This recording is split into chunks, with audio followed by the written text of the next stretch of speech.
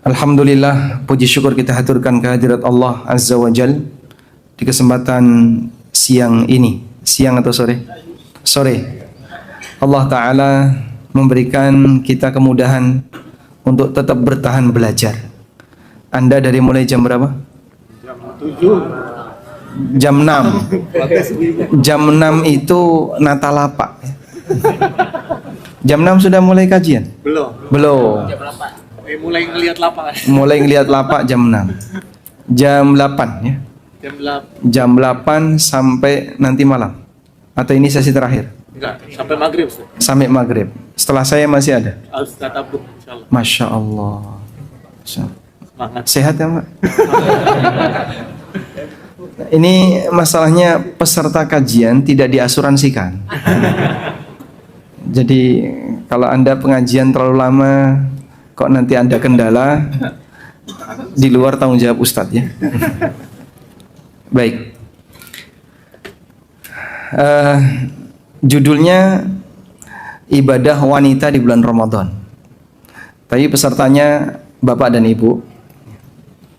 Maka saya kemarin mengusulkan ke panitia, saya punya buku ini, judulnya Mata Menata Wanita, Untaian Nasihat untuk Kaum Hawa. Ini membahas tentang beberapa kaedah yang perlu dipahami oleh para wanita seputar aktivitas sehari-harinya. Salah satunya adalah kaedah bagi wanita ketika beribadah. Nah, maka saya gunakan buku ini barangkali bisa lebih maksimal untuk menyimak. Baik, Bapak Ibu yang dimuliakan Allah Subhanahu wa taala, sesaat lagi kita akan ketemu dengan bulan Ramadan. Dan Nabi SAW memberikan sambutan yang sangat luar biasa ketika Ramadan itu datang. Beliau SAW mengatakan saat malam Ramadan, laqad ja'akum syahrun mubarak. Sungguh telah datang kepada kalian syahrun mubarak, bulan yang diberkahi. Futihat fihi abwabul jannah. Di bulan Ramadan pintu-pintu surga dibuka. Wa ghulliqat abwabun nar, dan pintu-pintu neraka ditutup. Wa sufidatis syayatin, setan-setan dibelenggu. Dengan tegas Nabi SAW mengatakan bulan Ramadan bulan yang diberkahi. Jadi kalau sekarang orang lagi sibuk dan bingung gimana cara ngalap berkah, di mana saya bisa nyari berkah, sampai datang ke kuburan, sampai yang ngelus-ngelus kuburan, dan saling mendukung antara mereka yang nggak ngerti dalil sama sekali dengan yang berusaha mencari dalil, yang penting pokoknya dapat dalil. Jadilah perdebatan sebagaimana yang Anda lihat di internet itu ya. Subhanallah. Bertahun-tahun mereka ngalap berkah kuburan, nggak pernah nyebutin dalil. Begitu ketemu yang bukan dalil, diangkat di mana-mana. Dan sekarang yang begitu bangganya ya, ini kita ada dalil. Ya, selama ini kamu dapat dari mana? Selama ini dia melakukan itu, dalilnya mana? Tidak ada, Pak. Begitu nemu dalam Musannaf Ibnu Abi Syaibah yang mereka angkat sehari-hari itu, hadis Malik Ad-Dar, dan nggak jelas Malik Ad-Dar itu siapa. Tapi hanya hadis seputar itu yang mereka jadikan sebagai dalil. Kok Anda kesulitan untuk nyari berkah? Ramadan itu bulan yang diberkahi, masjid itu tempat yang berkah, amal soleh itu kegiatan yang berkah. Jadi seharusnya seorang muslim tidak kesulitan untuk mencari berkah. Tapi karena mereka memang punya kecenderungan untuk lebih lekat dengan kuburan daripada masjid, makanya pokoknya harus dibelai gimana caranya biar bisa beribadah di kuburan. Baik, selanjutnya kita akan melihat lebih dekat tentang bagaimana ibadah wanita di bulan Ramadan. Bapak Ibu yang dimuliakan Allah Subhanahu wa taala, kalau di buku Mata Menata Wanita, mungkin ada sebagian di antara jamaah yang sudah pernah punya buku ini. Saya sebutkan beberapa poin, kita bacakan dulu. Berkaitan dengan tugas wanita dalam beribadah. Yang pertama, bahwa wanita mendapatkan perintah ibadah sebagaimana lelaki mendapatkan perintah ibadah. Dan ini ditegaskan oleh Allah di surat Adz-Dzariyat, "Wa ma khalaqtul jinna wal insa illa liya'budun." Tidaklah aku ciptakan jin dan manusia kecuali agar mereka beribadah kepadaku. Sehingga wanita punya tugas yang sama sebagaimana laki-laki. Mereka sama-sama makhluk Allah yang diperintahkan untuk beribadah kepada Allah. Dan inti ibadah adalah taat kepada Allah dengan menjalankan perintahnya atau menjauhi larangannya. Inti dari ibadah adalah taat kepada Allah dengan menjalankan perintah dan menjauhi larangan. Ketika para malaikat diperintahkan untuk sujud kepada Adam, lalu mereka sujud kepada Adam. Hakikatnya malaikat itu beribadah kepada siapa? Kepada Allah. Kenapa? Karena yang dijalankan oleh malaikat adalah perintah Allah. Sehingga malaikat yang sujud kepada Adam bukan beribadah kepada Adam, tapi malaikat beribadah kepada Allah Ta'ala. Pada posisi ketika seorang istri taat kepada suami, hakikatnya yang dilakukan oleh wanita ini adalah beribadah kepada Allah. Sehingga orang yang dia melaksanakan perintah Allah, walaupun mungkin secara lahiriah mungkin dia taat kepada yang lain, namun hakikatnya dia beribadah kepada Allah.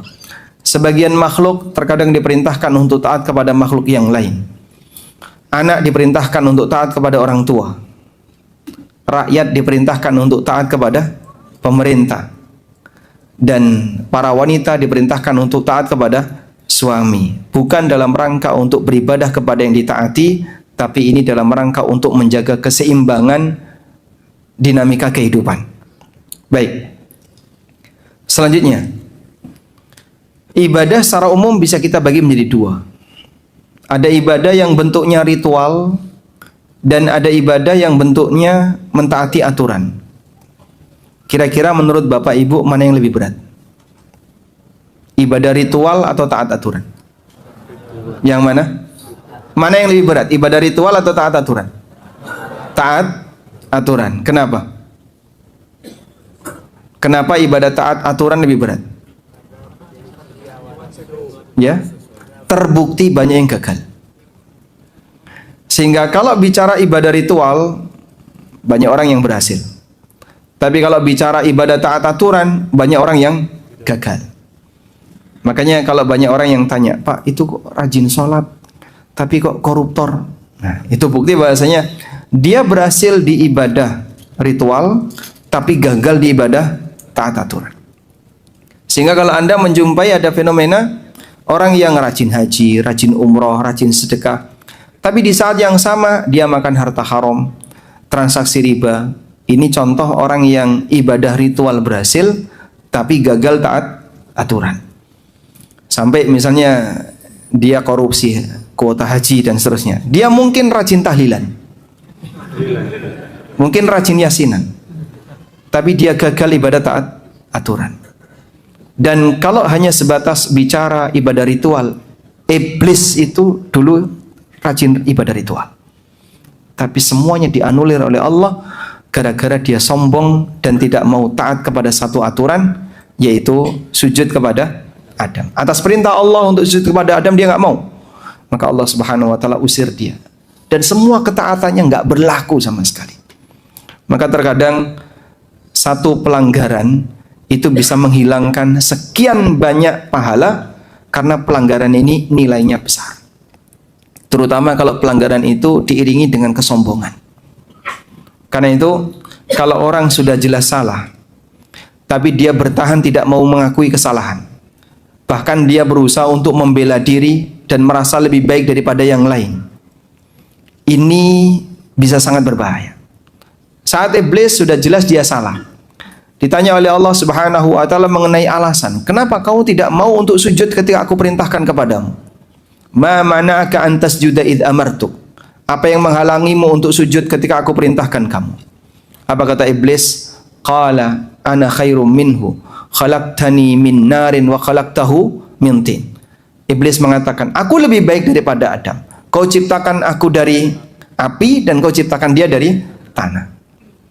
Alasan ini tidak diterima oleh Allah Subhanahu Wa Taala. Sehingga pada posisi ketika dia beralasan bahasanya aku lebih baik dari sisi asal penciptaan. Asal penciptaan itu kan di luar pilihan kamu. Asal penciptaan itu atas prestasi hamba atau bukan, Pak? Bukan ya? Maka semua orang yang membanggakan sesuatu yang bukan prestasinya. Nah, contohnya model asal penciptaannya. Aku kan keturunan A, aku keturunan B, aku keturunan C. Ini alasan yang digunakan oleh iblis untuk tidak mau menjalankan perintah Allah. Karena dia merasa lebih tinggi daripada yang lain. Maka di situ ada dua pelanggaran yang dilakukan oleh iblis. Satu, dia menolak kebenaran. Yang kedua, merendahkan yang lain. Sempurna sudah kesombongan iblis, maka diusir oleh Allah Subhanahu wa taala. Fama yakunu laka an tatakabbara fiha, kamu enggak boleh untuk sombong di surga, fakhruj, keluar kamu. Sehingga yang sudah berada di dalam surga dilarang untuk menetap di surga karena dia bersikap sombong. Baik, sudah masuk waktu asar.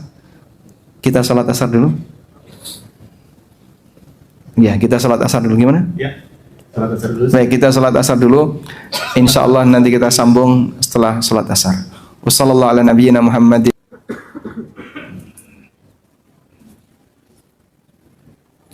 Alhamdulillah, wassalatu wassalamu ala rasulillah wa ala alihi wa sahbihi wa mawalah. Wa ashhadu an la ilaha illallah wahdahu la syarikalah. Wa ashhadu anna Muhammadan abduhu wa rasuluh sallallahu alaihi wa ala alihi wa sahbihi wa man tabi'al huda ila yaumil qiyamah. Selanjutnya, terakhir yang tadi kita bahas adalah berkaitan dengan adanya kesamaan tugas lelaki dan wanita, di mana mereka sama-sama makhluk Allah yang berkewajiban untuk beribadah kepadanya. Dan kita punya prinsip seperti ini. Pada asalnya, tata cara ibadah bagi laki dan perempuan itu sama. Karena mereka sama-sama umat Nabi Muhammad SAW. Nabinya seorang lelaki, meskipun demikian, semuanya dituntut untuk mengikuti beliau. Oleh karena itu, aturan ibadah yang berlaku bagi wanita secara umum sama sebagaimana aturan ibadah yang berlaku bagi laki-laki. Dan kita diajarkan prinsip menyamakan yang sama, membedakan yang beda adalah keadilan. Menyamakan yang beda, membedakan yang sama adalah kezaliman. Sebagian di antara aturan syariat ada yang dibedakan antara laki dan perempuan. Bagian ini tentu saja ketika disamakan maka itu adalah kezaliman. Sebagai contoh berkaitan dengan masalah hak waris. Anak laki-laki dengan anak perempuan dibedakan oleh Allah. Allah Ta'ala berfirman, "Walaysa dzakaru kal untha." Lelaki tidak sama dengan wanita. Maka kalau ada orang yang mengatakan, kan sama-sama anak, mau laki mau perempuan semuanya sama saja. Ini kezaliman. Ketika Allah bedakan, maka kita ikuti sesuai dengan perbedaan yang telah Allah tetapkan. Selanjutnya, pesan berkaitan dengan bagaimana petunjuk ibadah itu telah ditegaskan dalam Al-Quran maupun hadis Nabi SAW. Karena itulah langkah awal agar orang bisa beribadah kepada Allah adalah dengan belajar terlebih dahulu. Yang punya buku silakan di halaman 8 ya. Allah Subhanahu wa taala berfirman, "Utlu ma uhiya ilaika minal kitab." Bacalah kitab yang telah diwahyukan kepadamu.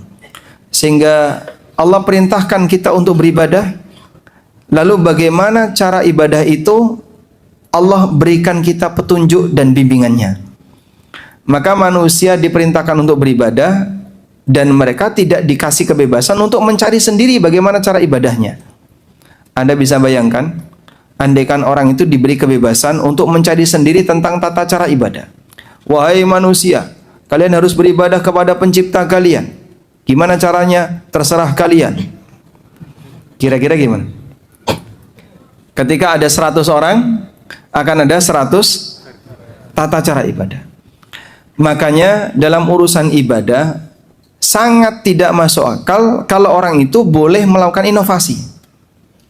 Dengan logika siapapun gak masuk akal. Karena yang namanya perintah itu ketika datang dari sang pencipta akan ada rinciannya. Bagaimana cara melaksanakannya. Dari sinilah kita bisa memahami bahwa ibadah itu harus ada panduan, sehingga para ulama memberikan kaidah hukum asal ibadah adalah dilarang kecuali jika ada panduan yang memerintahkan, ada panduan yang memberikan arahan. Kalau tidak ada panduannya, maka manusia tidak bisa melakukannya. Baik. Sehingga Nabi SAW menyebut belajar agama itu sebagai kewajiban. Talabul ilmi faridatun ala kulli muslim. Belajar ilmu agama adalah kewajiban bagi setiap muslim. Masih banyak orang yang nggak punya kesadaran kalau belajar itu wajib. Sehingga mayoritas kaum muslimin, bagi mereka belajar itu ya kegiatan orang khusus yang mereka mau serius mendalami ilmu agama. Maka ilmu agama disejajarkan sebagaimana ilmu pada umumnya. Yang mau fokus kedokteran, kuliah di fakultas kedokteran. Yang mau mendalami teknik, dia kuliah di fakultas teknik. Mau mendalami hukum, dia kuliah di fakultas hukum. Jadi sifatnya pilihan. Anda mau jadi orang yang expert di bidang apa, silakan. Pembahasan masalah agama itu dianggap sebagai ilmu pilihan. Sehingga ketika ada orang yang fokus bidang agama, oh berarti memang dia fokus di bagian itu. Mereka belum memahami kalau ilmu agama ini sejatinya adalah kewajiban, ilmu yang menjadi kewajiban bagi setiap muslim untuk mempelajarinya. Karena mereka masih menganggap sebagaimana layaknya ilmu umum yang sifatnya pilihan. Selanjutnya, para wanita memiliki janji yang sama, mendapatkan janji yang sama sebagaimana laki-laki. Maka mereka yang bertakwa bisa mendapatkan derajat yang tinggi, baik laki maupun perempuan. Allah Subhanahu wa taala berfirman, "Wa may ya'mal minas salihati min dzakarin aw untha wa huwa mu'minun falanuhyiyannahu hayatan thayyibah." Barang siapa yang beramal saleh dan dia beriman, baik laki maupun perempuan, maka dia akan mendapatkan kehidupan yang baik. Di ayat yang lain Allah mengatakan, "Wa may ya'mal minas salihati min dzakarin aw untha wa huwa mu'minun fa ulaika yadkhulunal jannah." Barang siapa yang beramal baik laki maupun perempuan dan dia beriman, maka dia mendapatkan surga. Artinya begini, nggak ada ceritanya pahala wanita setengah pahala lelaki, tidak ada. Sehingga lelaki sholat, wanita sholat, pahalanya sesuai dengan kualitas sholatnya. Andai kan kualitas sholatnya sama, mereka punya hak yang sama. Tidak ada ceritanya pahala lelaki 2 kali lipat dibandingkan pahala perempuan. Baik, hanya saja wanita punya keterbatasan. Dari keterbatasan itulah kuantitas. Anda catat, kuantitas ibadah wanita menjadi lebih sedikit dibandingkan kuantitas ibadah lelaki. Keterbatasannya itu ada di mana, Pak? Tidak bisa ibadah salat, puasa ketika mereka sedang haid atau nifas. Dan itu menjadi titik kekurangan wanita, sebagaimana yang disabdakan Nabi sallallahu alaihi wasallam, "Ma ra'aitu min naqisati aqlin wa dinin aghlaba lidhi lubbin minkunna." Belum pernah aku lihat makhluk yang kurang agama, kurang dari sisi kemampuan akal, tapi mampu mengendalikan lelaki yang cerdas melebihi kalian, wahai para kaum Hawa. Makanya yang berbahaya yang mana? Kok berbahaya? Tayyib. Sehingga disebut sebagai naqisatuddin, orang yang memiliki kekurangan agama. Dan Nabi SAW ketika ditanya, apa yang dimaksud dengan nuqsanuddin? Kata beliau, amma nuqsanuddin tamkuthul layali ma tusalli wa tuftiru fi Ramadan. Kurangnya agama wanita adalah mereka tidak salat dalam beberapa waktu dan tidak berpuasa Ramadan disebabkan karena mereka mengalami haid. Dan ini kodrat yang dialami oleh ibu-ibu. Muncul pertanyaan, di posisi ketika kurang agamanya seperti ini, Pak, yang mereka tidak bisa ibadah karena haid, tapi Nabi SAW menekankan bagi para wanita untuk ridho dengan ketetapan itu. Saat Aisyah radhiyallahu anha, beliau berangkat haji bersama Nabi SAW, Aisyah mengalami haid. Di mana? Di daerah Sarif. Sarif itu dekat sekali dengan Mekah. Tinggal pelintangan itu sudah sampai Mekah. Satu lemparan batu sudah sampai Mekah. Sehingga Aisyah merasa sangat sedih. Sebentar lagi sudah bisa melakukan tawaf, melakukan sa'i, dan mengikuti ibadah bersama kaum muslimin. Tapi Allah berikan ujian haid bagi Aisyah. Nangis beliau. ditenangkan oleh sang suami. Anafisti, kamu haid? Kemudian Nabi SAW mengatakan, dzalika syai'un qad katabahu Allahu ala banati Adam. Itu adalah sesuatu yang telah Allah tetapkan bagi para putri Adam. Sehingga mau gimana lagi, kau tidak mungkin bisa menolaknya. Maka beliau hanya kasih penekanan, ridho terhadap ketetapan Allah, itu pilihan terbaik. Sehingga ibu-ibu misalnya mengalami haid ketika Ramadan, atau mengalami haid ketika umroh, ketika haji, sudah nggak usah stres. Ridho dengan ketetapan Allah, ini termasuk di antara bentuk ibadah hati yang mungkin bisa menggantikan nilai dari kondisi ketika Anda tidak bisa melaksanakan ibadah ketika itu. Tapi aku ridho, aku tidak stres, aku tidak bingung, bahkan suudzon kepada Allah, tidak. Ridho dengan ketetapan Allah termasuk di antara bentuk ibadah kepada Allah Ta'ala. Dan kami nasihatkan bagi para wanita yang sedang mengalami haid dalam situasi ibadah, mereka tidak dilarang untuk melakukan semua ibadah, hanya dilarang melakukan sebagian ibadah. Sehingga yang perlu untuk dilakukan adalah ketika Anda terhalang untuk melakukan ibadah A, Anda masih punya pilihan untuk melakukan ibadah B, ibadah C, dan seterusnya. Baik, coba saya tanya ya, bapak-bapak kalau berangkat ke masjid, dari mulai berangkat sampai pulang berapa lama? 20 menit? 20 menit? Ya, tergantung temennya ya. Ketika Anda berangkat dari rumah, sholat jamaah, sampai pulang tanpa kegiatan ngobrol, tanpa kegiatan bermain dengan teman, anggaplah misalnya 20 menit. Baik, ibu-ibu yang mungkin tidak sholat ke masjid, kalau bisa gunakan rentang waktu yang sama ketika Anda beribadah di rumah. Karena biasanya kan mentang-mentang ibu-ibu nggak ke masjid, ibadahnya jadi lebih singkat. Sholatnya paling cuma 3 menit, dzikirnya 2 menit, habis itu sudah selesai. Anda jadinya mengambil waktu yang jauh lebih pendek. Sementara suami Anda dari mulai keluar rumah sampai pulang semuanya dihitung sebagai ibadah. Maka ibu-ibu jangan kalah, termasuk ketika Anda sedang haid. Suami Anda berangkat untuk sholat dan Anda sedang haid, gunakan waktu itu untuk zikir. Aku memang nggak bisa sholat, tapi aku lakukan amal yang boleh aku kerjakan ketika haid, yaitu zikir selama haid. Baik. Lalu apa saja ibadah yang boleh dilakukan ketika haid?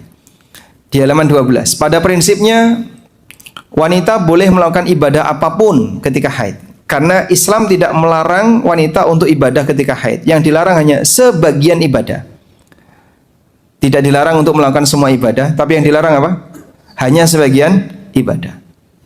Apa saja Pak yang dilarang? Salat, puasa, tawaf, kemudian i'tikaf. Yang kelima, menyentuh mushaf. Yang keenam, hubungan badan. Sisanya boleh. Bisa diulang? Salat, puasa, i'tikaf, tawaf, i'tikaf, menyentuh mushaf, hubungan badan. Selain itu, boleh. Sudah? Kalau baca Quran boleh nggak Pak? Jumhur melarang. Jumhur ulama melarang. Sebagian ulama membolehkan, seperti pendapat Al-Muzani dan Ibnu Hazm serta beberapa ulama belakangan, mereka membolehkan untuk membaca Al-Quran bagi wanita haid, tapi tanpa nyentuh. Membaca tanpa menyentuh gimana? Suruh suaminya untuk membukakan mushaf. Tungguin bang ya, aku mau baca Quran. Berapa lama? 5 juz. Masya Allah. Karena mau tadarus ketika Ramadan. Terus solusinya gimana Pak Ustadz? Agar tetap bisa baca Quran tanpa bantuan orang lain, tanpa menyentuh mushaf. Pertama, Anda bisa gunakan laptop. Sehingga yang disentuh adalah mouse atau mousepad. Anda tidak menyentuh layar yang bertuliskan teks Quran. Atau misalnya, boleh nggak Pak pakai HP? Kalau kita menyentuh HP seperti ini, maka yang tersentuh apa? HP, device. Yang saya sentuh adalah sebuah alat. Tapi ketika saya buka aplikasi, Nah, di sini ada aplikasi. Aplikasi Al-Quran. Kalau saya hadas, saya nyentuh aplikasi ini, berarti saya menyentuh Al-Quran dalam kondisi hadas. Tapi ketika saya gunakan benda yang lain yang bisa dijadikan sebagai alat bantu untuk memindahkan, misalnya pen, maka insya Allah tidak terhitung sebagai menyentuh mushaf. Kalau pakai sarung tangan, Pak, tidak memberi pengaruh, karena sarung tangan itu tabi' wa tabi'u tabi', dan yang sifatnya turunan hanya mengikuti. Maksudnya begini, ada wanita pakai sarung tangan, salaman dengan wanita pakai sarung tangan yang bukan mahram boleh enggak? Lelaki yang bukan mahram salaman dengan wanita yang pakai sarung tangan boleh atau tidak? Enggak boleh. Padahal dia sudah pakai sarung tangan. Tapi kalau Anda nyerahkan pensil misalnya kepada wanita yang bukan mahram, diterima dari ujung ke ujung? Boleh. Baik. Sehingga sebatas pelapis tipis ini tidak mempengaruhi hukum. Ada ibu-ibu yang tanya, teman anak-anak saya sekolah itu terkadang salaman dengan saya, tapi saya tutupi jilbab. Ya enggak boleh, walaupun ditutup pakai jilbab. Anda pakai jilbab, pundaknya tertutup kain, bahkan double, kaos, baju, jilbab, ditepuk dari belakang. Lelaki yang bukan mahram, boleh enggak? Enggak boleh. Maka lapisan tipis seperti ini tidak diperhitungkan. Dipahami ya? Baik. Selanjutnya, lalu ketika wanita sedang berada di bulan Ramadan, ibadah apa yang bisa dia lakukan? Pada prinsipnya sama sebagaimana lelaki. Cuman pada saat dia mengalami haid, di beberapa ibadah tertentu yang tadi kita sampaikan dilarang untuk dilakukan. Oleh karena itu, lakukan ibadah pengganti jika Anda tidak bisa melakukan ibadah utama. Maka haid bukan waktu untuk bermalas-malasan, sebab Anda sebenarnya masih punya kesempatan untuk mengejar ketertinggalan. Sehingga terutama ibu-ibu ya, saat Ramadan kok haid, perbanyak baca zikir. Berapa Pak baca zikir Pak? Abu Hurairah radhiyallahu anhu dalam sehari beliau membaca zikir 3.000 kali. Baca subhanallah 3.000 kali. Dan ada juga ulama yang dalam sehari dia membaca tasbih 12.000 kali. Kita baca zikir masih perhitungan. Sudah 100 rasanya banyak sekali. Padahal para ulama salaf di masa silam mereka satuannya ribuan.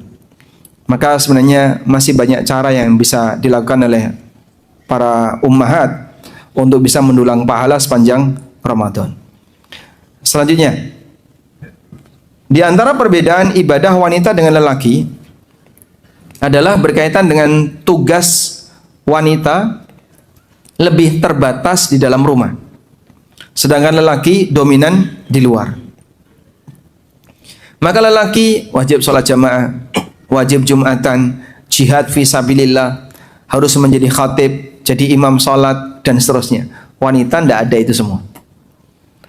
Sehingga yang sifatnya fardu kifayah rata-rata pelaksananya lelaki.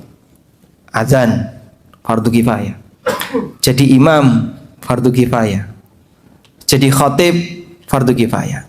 Kalau satu kampung nggak ada lelaki yang bisa jadi khatib, yang bisa hanya seorang ibu misalnya. Gimana itu Pak? Boleh nggak wanita ini jadi khatib Jumat? Nggak boleh. Terus gimana Pak? Fardu kifayah, lelaki harus ada yang jadi khatib. Nggak ada yang bisa Pak, dosa semua.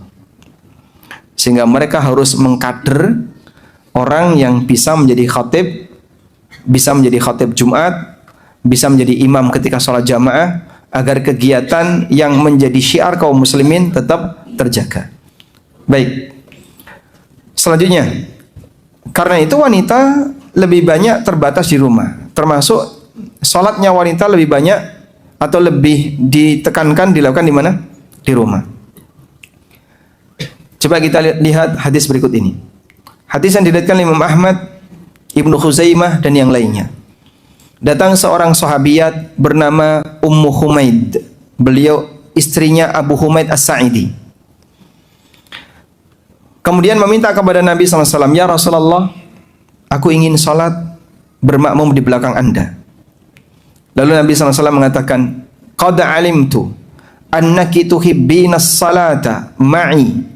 Aku tahu kalian pengen sholat di masjidku bersamaku. Bayangin Pak ya, wanita ini ingin sholat di Masjid Nabawi, yang jadi imam Nabi. Sudah nggak bisa dibandingkan dengan siapapun. Ingin sholat di Masjid Nabawi, yang jadi imam Nabi. Mau dibandingkan dengan yang mana? Nggak bisa. Ini sudah tertinggi. Lalu kata Rasulullah SAW, aku tahu kalian ingin salat bersamaku. Wa salatuki fi baitiki khairun laki min salatiki fi hujratiki. Kau salat di rumahmu, di kamarmu lebih baik daripada kau salat di teras rumahmu. Bapak lihat ya, gambar maket rumahnya Rasulullah SAW. Rumah orang Arab itu kan ada bagian yang beratap dan ada bagian yang tidak beratap. Bagian yang beratap ini disebut bait. Yang tidak beratap disebut hujrah. Innal ladzina yunadunaka fil hujurat mi wara'il hujurat ulaik aktsaruhum la ya'qilun. Orang yang mereka berteriak memanggil kamu dari balik hujurat, yaitu orang-orang Badui yang memanggil Nabi SAW dari luar hujurat. Hujurat itu area depan rumah yang tidak beratap, namanya hujrah. Sehingga ada bait, ada hujrah. Nabi SAW mengatakan, salatmu wahai wanita di dalam rumahmu yang beratap lebih baik daripada salatmu di teras rumahmu. Wa salatuki fi hujratiki khairun min salatiki fi dariki. Salatmu di hujrah, di teras rumah, lebih baik daripada salatmu di dar. Dar itu satu kawasan tanah yang di situ ada rumah, ada teras. Di dar artinya halaman rumah. Dan salatmu di halaman rumahmu, salatmu di teras rumahmu lebih baik daripada salatmu di halaman rumahmu. Dan salatmu di halaman rumahmu lebih baik daripada salatmu di masjid kampungmu. Dan salatmu di masjid kampungmu khairun min salatiki fi masjidi, lebih baik daripada salatmu di masjidku ini. Masya Allah. Sehingga seorang wanita yang salat di dalam rumah lebih afdol nilainya daripada dia salat di Masjid Nabawi yang ngimami Nabi. Sudah nggak ada perbandingan yang lain. Makanya kalau ada ibu-ibu yang rajin sholat di masjid, tapi bapak-bapaknya rajin sholat di rumah, ini suami yang solehah, istrinya istri yang soleh. Kebalik ini. Dan ada yang seperti itu. Kebalik ini Pak. Sehingga fungsi ini seharusnya dijalankan dengan baik. Lelaki sholatnya di luar, sementara wanita sholatnya di dalam. Baik. Selanjutnya, bagaimana kalau wanita sholat sambil momong anak? Sholat sambil momong anak diperbolehkan dengan catatan. Satu, jika anak itu membawa diapers, pakai popok, dan di popok itu ada najisnya, maka tidak boleh digendong. Kenapa Pak?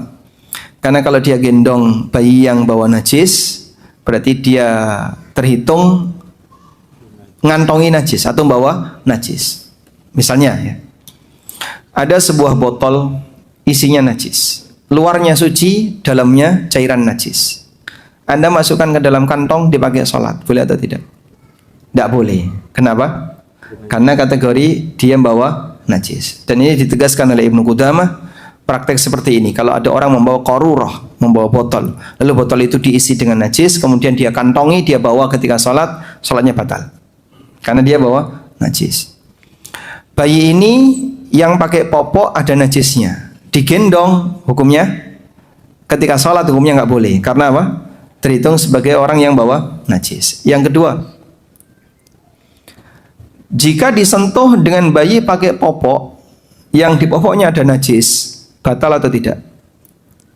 Misalnya ibunya sedang sholat, bayinya tiba-tiba merambat, ngelendot-ngelendot di ibunya, dan dia di popoknya ada najis, batal atau tidak? Tidak. Kenapa? Karena gendong, membawa dengan disentuh beda. wanita haid salaman dengan wanita yang tidak haid, cuci tangan enggak? Kenapa? Karena jasadnya wanita haid tidak najis, walaupun dia mungkin bawa najis.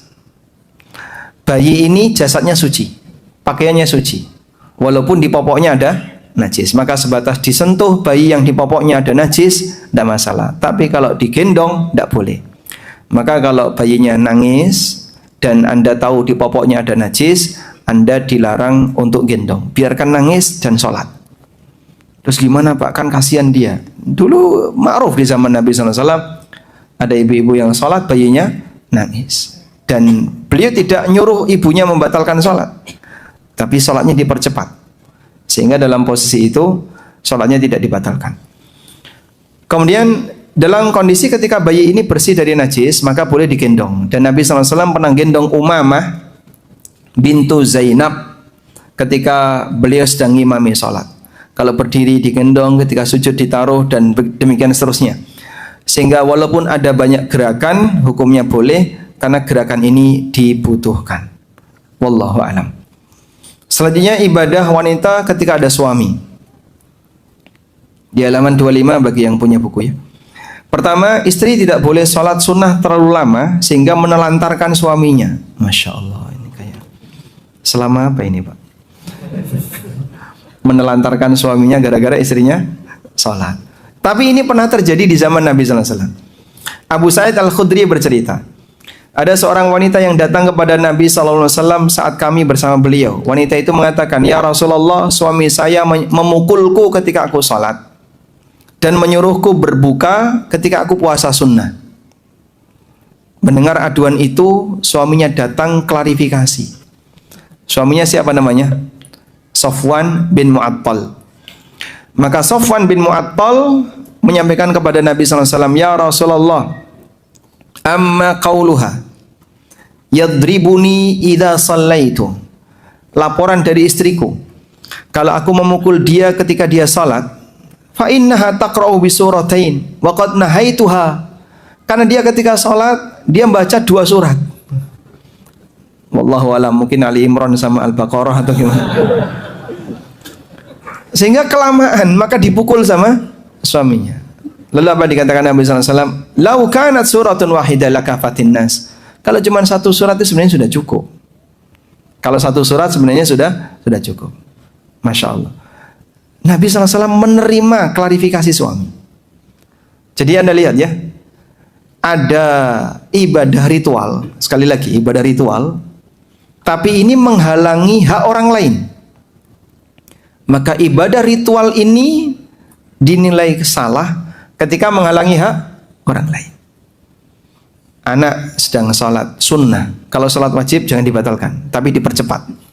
Anak sedang sholat sunnah, dipanggil oleh orang tuanya. Pilih mana? Batalin sholat atau lanjut sholat? Kenapa batalin sholat? Karena mendatangi panggilan orang tua wajib. Juraij yang pernah diceritakan Nabi SAW, dia ahli ibadah tapi tidak ahli ilmu. Saat dia sedang salat sunnah, dipanggil sama ibunya, "Ya Juraij." Perasaannya bingung. "Ummi wa salati," ibuku ataukah salatku? Fakhtara salatahu, maka dia lebih milih salatnya sampai selesai salat. Kegiatan dalam kesempatan yang lain, ketika beliau sedang salat, dipanggil lagi sama ibunya sampai 3 kali, ibunya jengkel. Akhirnya ibunya berdoa, "Allahumma la tumidhu hatta tarayinna wajhal mumisad." Ya Allah, jangan kau matikan Juraij sampai engkau tampakkan di hadapannya wajah pelacur. Jadi melihat wajah pezina, wajah pelacur itu doa buruk di masa silam. Kalau sekarang nggak pakai didoakan ya.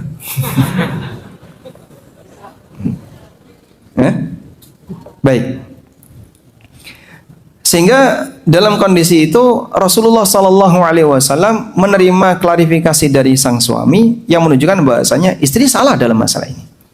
Maka jangan merasa hebat dengan ibadah ritual, tapi ternyata wanita tidak bisa taat kepada suaminya. Maka definisi wanita solehah itu gimana? Fassalihatu qanitatun hafizatun lil ghaibi bima hafizallah. Yarhamkallah. Allah Subhanahu wa taala menjelaskan definisi wanita salihah. Fasalihatu, wanita salihah. Qanitatun adalah wanita yang taat kepada Allah dan suaminya. Hafizatun lil ghaibi, yang dia bisa menjaga ketika suaminya tidak ada di rumah. Ada seorang wanita rajin iktikaf di masjid tanpa izin suami. Apa yang terjadi? Dia memperjuangkan ibadah ritual tapi dengan cara melanggar aturan.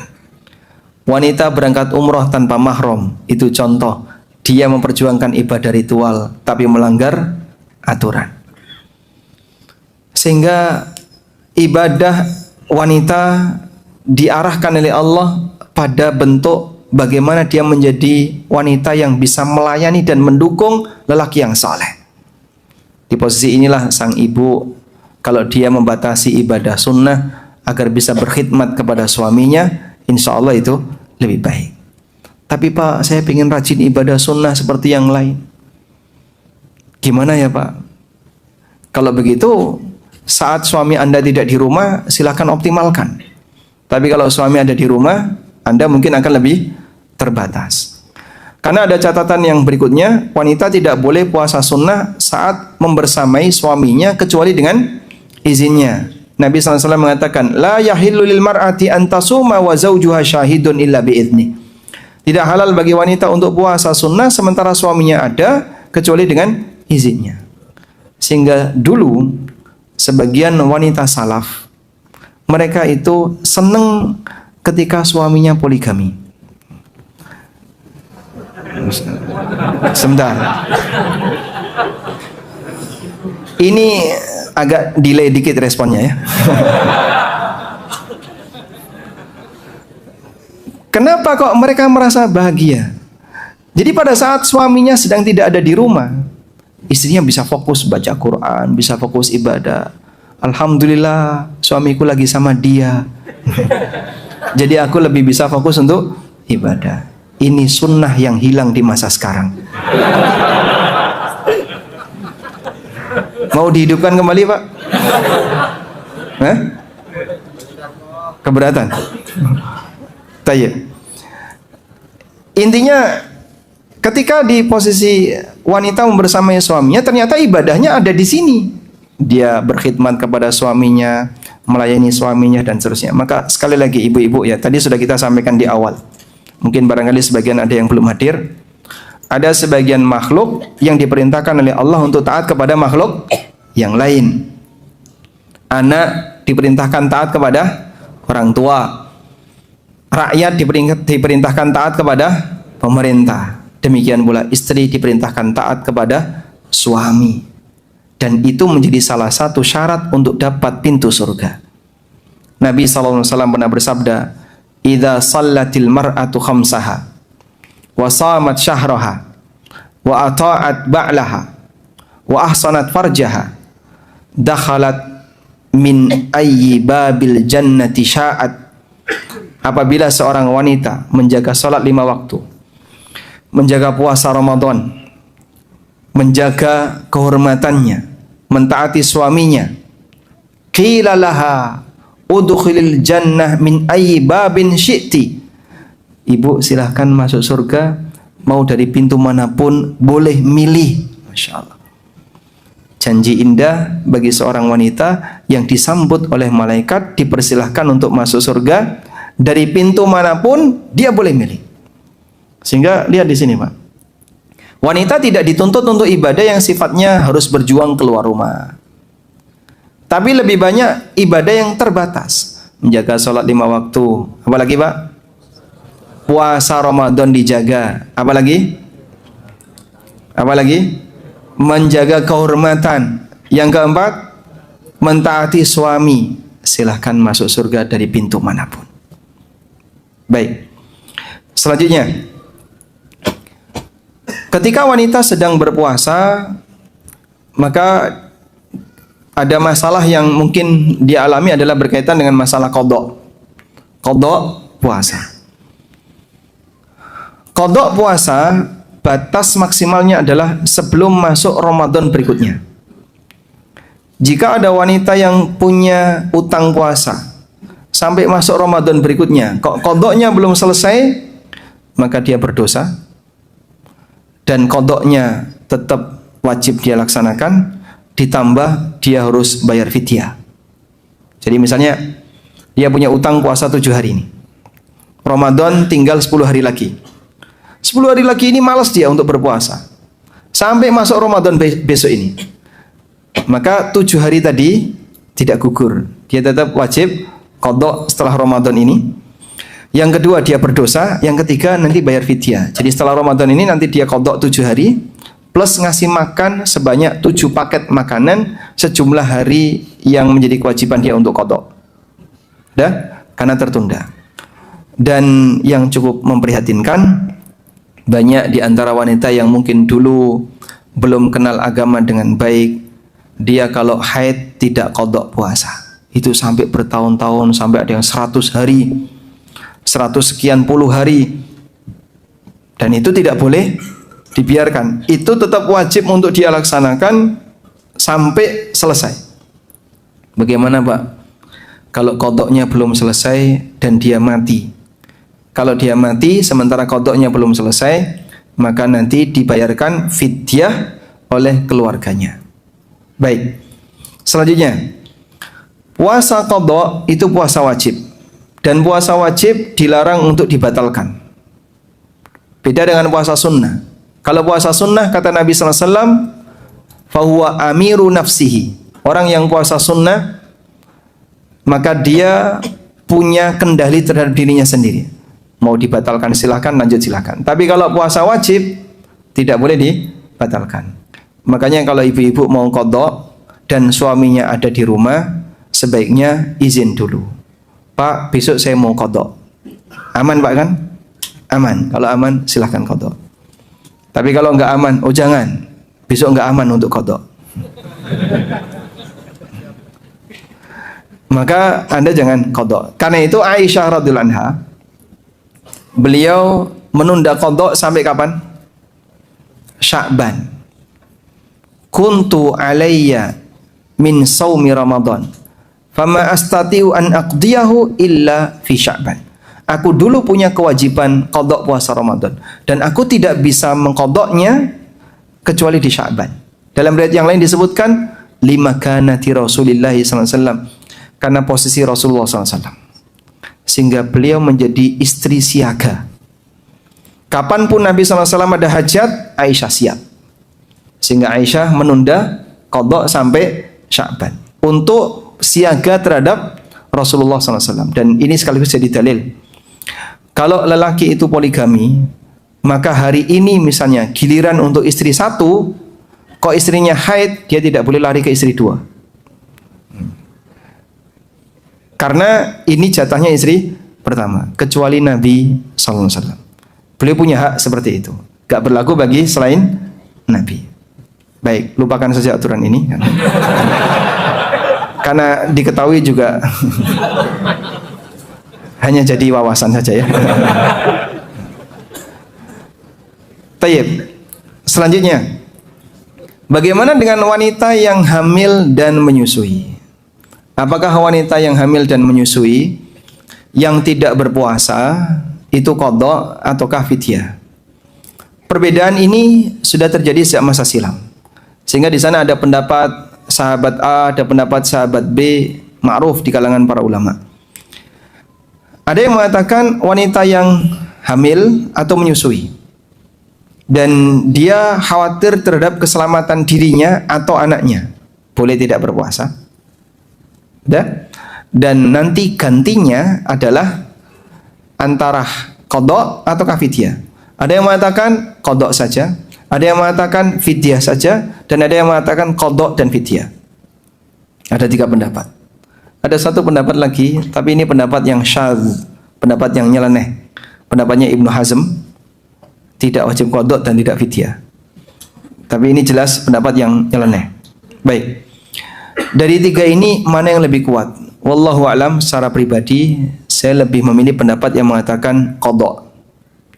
Karena secara umum orang yang tidak mampu puasa ada dua.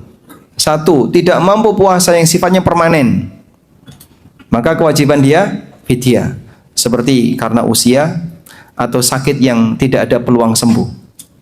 Yang kedua, tidak mampu puasa tapi sifatnya sementara, karena safar atau sakit ringan yang memungkinkan untuk sembuh, maka nanti kewajiban dia adalah qadha. Dan wanita hamil atau menyusui masuk yang mana?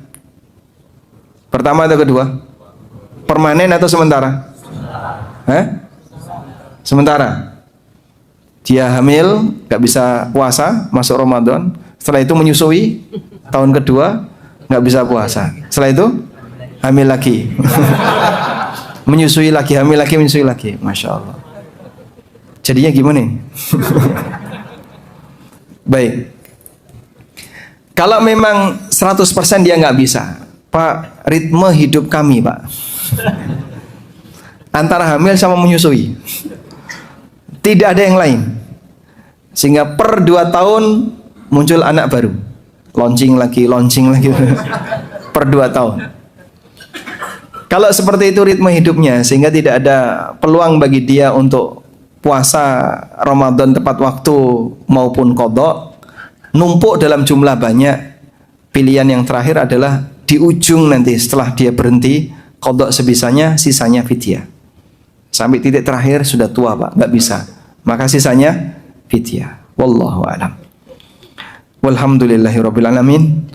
Mungkin itu yang bisa kita sampaikan sebagai pengantar. Kita sampai jam berapa? Sampai jam 5, Ustaz. Sampai jam 5? Bukannya jam 8? Ada pemateri berikutnya ya. Nah. Baik, kita langsung masuk ke sesi pertanyaan. Nah, izin Ustaz, jika seseorang yang rajin ibadah, rajin bersedekah kepada orang lain, tapi orang itu juga rajin berzina, dan orang itu selalu bertobat akan tapi mengulangi kembali dosanya, apakah orang tobatnya dia diterima? Baik, kita selalu bermaksiat setiap hari dengan aneka ragam maksiat. Tapi di sana ada maksiat-maksiat besar yang resikonya besar. Maka seorang mukmin sudah selayaknya menghindari maksiat ini sebisa mungkin. Allah sebut zina itu sabil. Wala taqrabuz zina innahu kana fahishatan wa sa'a sabila. Jangan kalian dekati zina. Sesungguhnya zina itu perbuatan fahisha. Perbuatan fahisha itu perbuatan yang diingkari oleh naluri normal manusia, sehingga diceritakan saja malu. Diceritakan saja malu. Wa sa'a sabila, dan jalan yang buruk. Kenapa disebut sabil? Karena orang kalau sudah memasukinya susah keluar, sehingga disebut seperti jalan. Maka orang kalau sudah melakukan perbuatan seperti ini, awal mula ketika kejadian, awal pertama kali dia berzina, mungkin Pak, jantungnya berdebar kencang sekali. Habis melakukannya dia nggak tenang, seperti orang bingung. Tapi ketika itu terbiasa, akhirnya tidak ada perasaan bersalah. Sadarilah, menjelang Anda berbuat maksiat, lalu deg-degan, kemudian resah, keluar keringat dingin dan seterusnya, nurani kita sedang berteriak. Dan itu trigger bagi seorang hamba untuk tobat yang datang dari Allah. Jika direspon akan jadi hidayah. Tapi kalau tidak dihiraukan, mati. Sehingga hidayah itu redup. Maka dia akan berada dalam kegelapan, lalu menikmati perbuatan maksiat. Allah Subhanahu wa taala mengatakan, ya ayyuhalladzina amanu stajibu lillahi war rasul idza da'akum lima yuhyikum wa'lamu annallaha yahulu bainal mar'i wa qalbi. Wahai orang yang beriman, penuhilah panggilan Allah dan Rasulnya idza da'akum lima yuhyikum, ketika mereka mengajak kalian untuk kehidupan kalian. Allah sebut ajakan kembali kepada hidayah sebagai ajakan kehidupan. Hati kamu akan hidup kalau kamu mengikuti hidayah ini, mengikuti ajakan ini. Lalu Allah mengatakan sebuah ancaman yang berbahaya. Wa'lamu annallaha yahulu bainal mar'i wa qalbi. Sadarilah bahwasanya Allah bisa menghalangi antara seseorang dengan hati nuraninya. Allah menghalangi antara seseorang dengan hati nuraninya. Dalam kondisi awal saat dia mau berbuat maksiat, dia deg-degan, dia resah, dia bingung. Itulah pemicu taubat. Kalau dia ikuti panggilan itu, selamat. Tapi ketika dia abaikan dan gak gubris, ingat, Allah akan menghalangi dirimu dari nuranimu. Dalam kondisi ini, nanti saat dia berbuat maksiat, dia akan bisa menikmati maksiat itu tanpa ada perasaan bersalah. Akhirnya kebal terhadap dosa. Dan itu berbahaya. Makanya kalau sampai dia rajin salat, rajin puasa sunnah, rajin sedekah, tapi dia berzina, ngobati penyakit ini susah. Di satu sisi dia makan makanan yang bergizi, dia berolahraga, tapi di sisi yang lain dia melakukan perbuatan yang melukai dirinya. Dia melakukan perbuatan yang melukai dirinya. Makanya Bapak Ibu yang dimakan Allah, dalam hal ini bagi mereka yang mungkin menyadari akan kesalahan ini, segera dihentikan sejak sekarang. Terus Pak, gimana Pak? Ya cari pelampiasan yang halal, berdoa kepada Allah. Allahumma kfini bihalalika an haramik. Ya Allah, cukupkan aku dengan yang Engkau halalkan, agar aku tidak mengambil yang Engkau haramkan. Wallahu a'lam. Insyaallah, jazakallah khair Ustaz atas jawabannya. Untuk pertanyaan berikutnya Ustaz tadi membahas soal wanita yang haid menyentuh Al-Quran atau mushaf. Nah, bagaimana ini perempuan yang menyentuh mushaf yang ada terjemahan Indonesianya, Ustaz? Apa hukumnya wanita haid menyentuh mushaf terjemahan? Para ulama menjelaskan bahwa wanita boleh menyentuh kitab tafsir. Karena kitab tafsir itu bukan Al-Quran. Itu kitab tafsir sebagaimana buku pada umumnya. Ini bukan Quran, walaupun di dalamnya ada teks Quran, tapi ini bukan Al-Quran. Sehingga kalau wanita menyentuh kitab tafsir boleh, karena itu bukan Quran. Pertanyaannya, Quran terjemah itu tafsir atau Quran? Quran terjemah itu buku tafsir seperti terjemahan tafsir Ibnu Katsir, terjemahan tafsir Syekh Sa'di. Itu kitab terjemah tafsir. Nah, Quran terjemah itu tafsir atau Al-Quran? Kitab tafsir atau kitab Al-Quran? Anda lihat mana yang dominan. Anda lihat mana yang dominan. Kalau yang dominan itu selain teks Quran, jadi misalnya keterangannya panjang, ada footnote-nya dan seterusnya, maka ini kitab tafsir. Tapi kalau yang dominan teks Quran, berarti dia mushaf Al-Quran, tapi dikasih catatan pinggiran seperti terjemahan dan seterusnya. Lihat mana yang dominan. Setahu saya, untuk terjemah Depak yang diterbitkan oleh percetakan Quran Madinah itu lebih dekat ke kitab tafsir. Karena tidak langsung ke Qurannya. Di bagian awal ada penjelasan tentang sejarah Quran, sejarah kodifikasi Quran, kemudian penjelasan tentang kiroah dan seterusnya. Bahkan ada beberapa pelajaran berharga berkaitan dengan masalah keislaman di buku itu, di buku terjemah yang cetakan Madinah. Sehingga ini lebih dekat kepada kitab tafsir daripada kitab Al-Quran. Oleh karena itulah, insya Allah kalau Anda memegang buku seperti ini, hukumnya diperbolehkan. Wallahu a'lam. Jazakallah khair Ustaz. Untuk pertanyaan berikutnya, bagaimana pilihan untuk seorang perempuan di saat Ramadan untuk konteks sholat tarawih? Lebih baik di rumah apa di masjid? Wanita sholat tarawih lebih baik di rumah atau di masjid? Yang laki-laki dulu. Laki-laki sholat tarawih lebih baik di rumah atau di masjid? Ulama beda pendapat. Kalau Anda mendengar berita bahwa Imam Syafi'i bisa menghatamkan sehari 2 kali, malam sekali, siang sekali, karena beliau sholat tarawihnya di rumah. Dan beberapa ulama milih sholat tarawih di rumah agar bisa menghatamkan Al-Quran, sehingga sholat wajib di masjid, lalu pulang sholat qiyamul lail sendiri. Karena kalau ngikuti jamaah di masjid, ya tentu tidak lebih lama dibandingkan ketika di rumah.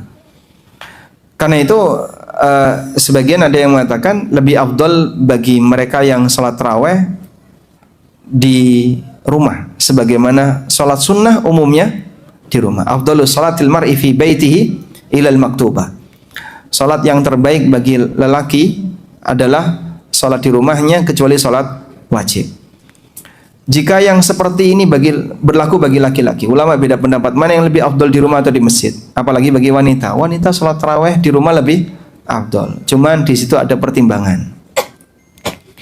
Kalau ibu-ibu sholat tarawih di rumah, menguap terus. Rakaat pertama menguap, rakaat kedua merem, rakaat ketiga sehingga dia ketika sholat terlalu males ketika di rumah. Baru baca inna atau ina sudah. Ini tadi rakaat keberapa ya? Sudahlah, kalau kayak gini caranya ke masjid aja, ke masjid. Daripada kalau di rumah dia nggak semangat, ruh sholatnya hilang saking ngantuknya karena nggak ada temennya.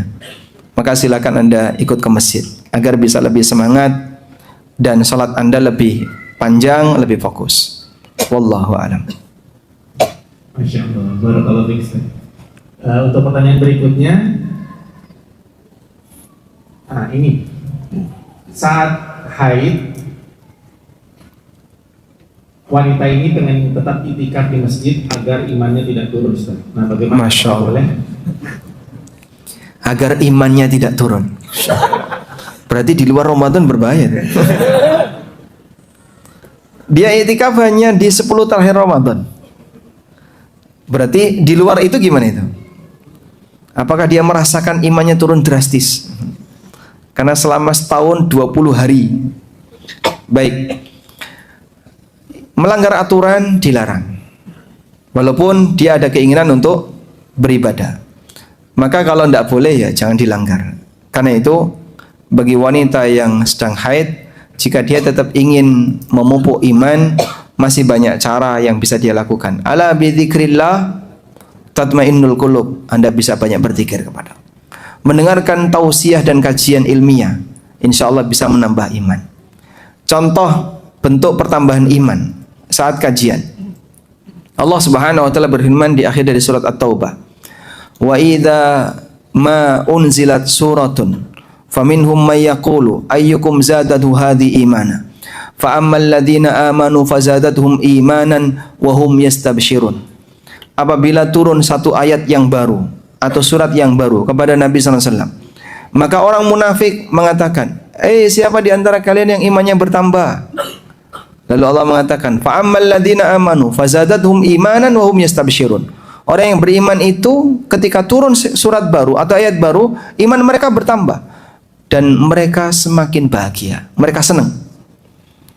Nah, kalau Anda mengikuti kajian, mendapatkan ilmu baru, hal baru, terus Anda merasa seperti ada pertambahan ilmu.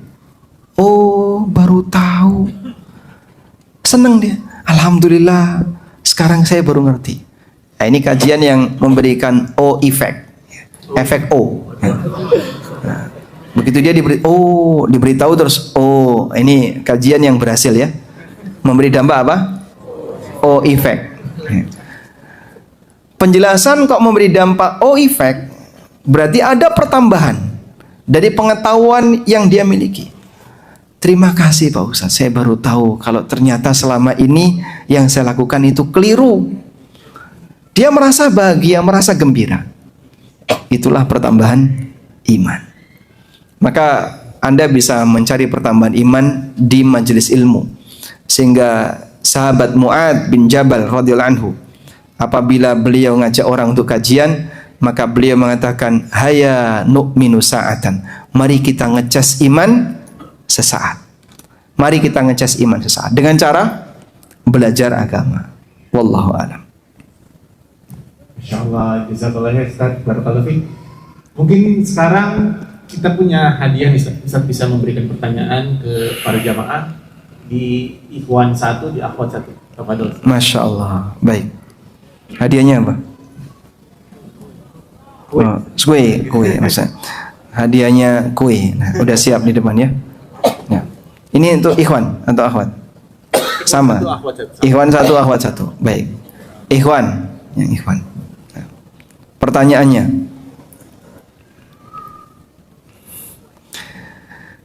Jelaskan macam-macam ibadah. Silakan. Baik, Assalamualaikum Barakallahu fiik. kepada Ustaz Amin baik atas kesempatan untuk menjawab pertanyaannya. Ibadah terbagi menjadi dua secara keseluruhan, secara umum itu terbagi menjadi dua. Pertama itu adalah ta'atul ma'murat wal anzimah ataupun mentaati sebuah peraturan. Taat aturan. Taat aturan. Yang kedua adalah al-ibadah al-mahdhah ataupun ibadah secara ritual. Mengamalkan ritual. Masya Allah. Barakallahu fikum. Dapat hadiah. Assalamualaikum. Barakallahu fikum. Baik. Ibu-ibu ya. Cara jawabnya gimana? Nanti ada mic di belakang. Nanti ada mic. Nah. Para ummahatul mukminin mereka sangat rajin beribadah. Dan sebagian di antaranya dipuji oleh Jibril sebagai wanita yang sangat rajin puasa, sangat rajin tahajud. Siapa namanya?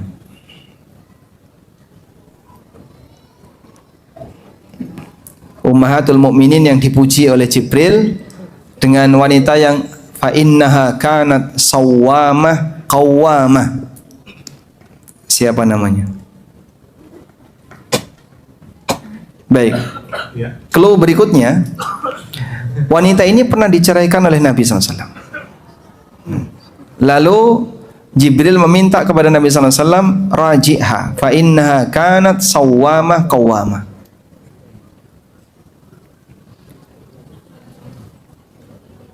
Ya, ada.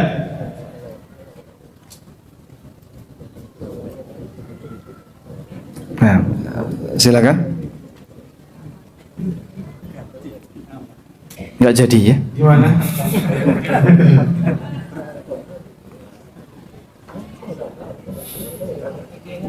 Hadiahnya nggak ada.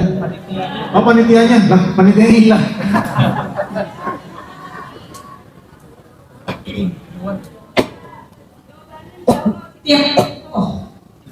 Ah, siapa?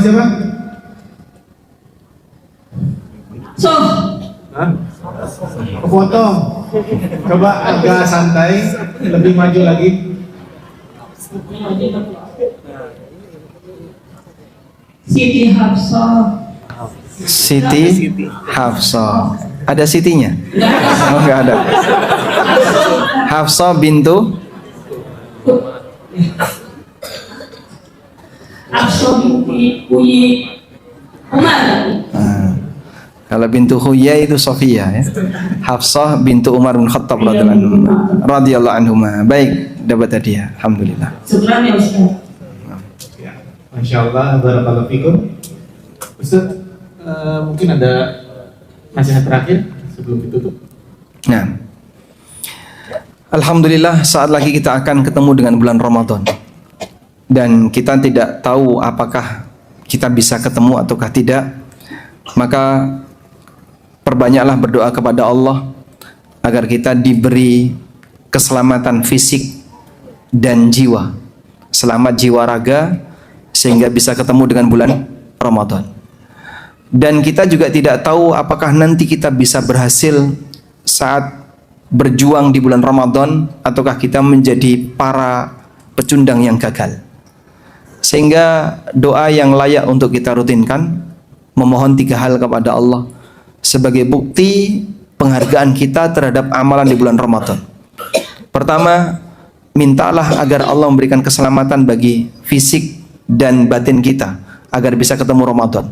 Allahumma salimni ila Ramadan. Ya Allah, selamatkanlah aku sampai bulan Ramadan. Yang kedua, minta kepada Allah agar dimudahkan untuk beribadah ketika Ramadan. wa sallim li Ramadhana. Ya Allah, serahkanlah Ramadan kepadaku. Artinya kita minta semoga kita dimudahkan untuk beribadah di bulan Ramadan, seolah-olah Ramadan itu diserahkan ke kita.